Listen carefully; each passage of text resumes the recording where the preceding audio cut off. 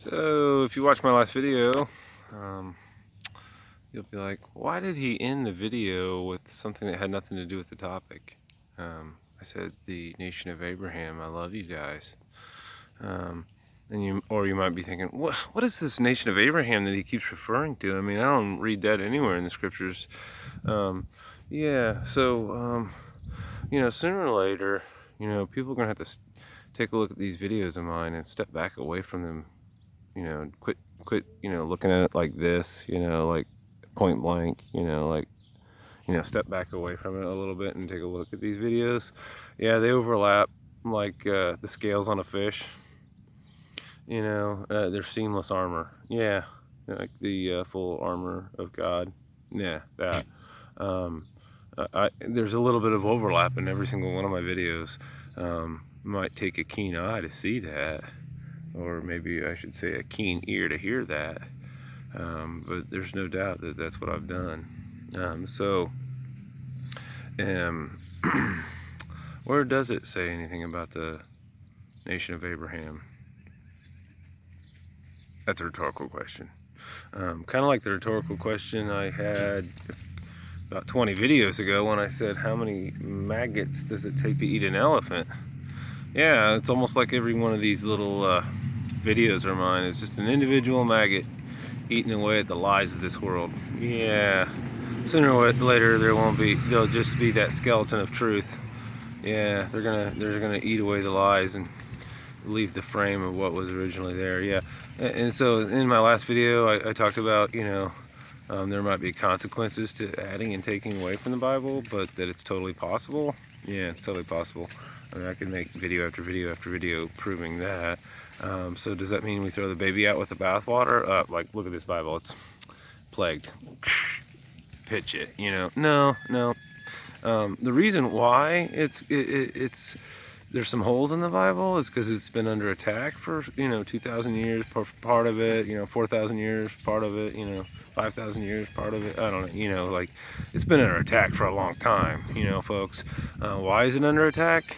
Because it was full of truth. Yeah, it was the enemy of the serpent. So was there hidden treasure buried in the scriptures? Sure.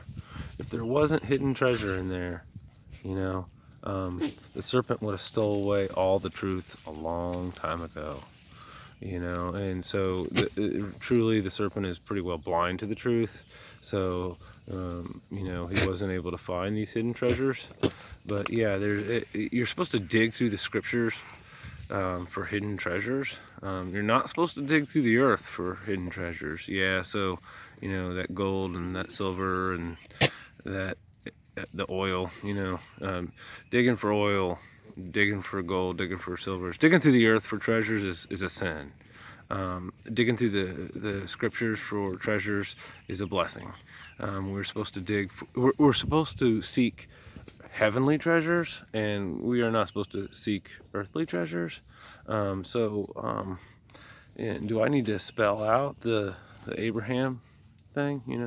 The tree of Abraham, the nation of Abraham, or should I just leave that up to the Jews and the Israelites and the Ishmaelites, the Muslims, the Christians, those who follow Christ? You need to look through it and find it for yourself. Yeah, I don't know that that I've reached the appointed time in which I could even really go into too much depth. Yeah, no spoiler alert or anything here. I'm not spoiling it. It's there'll be a time for that. But yeah.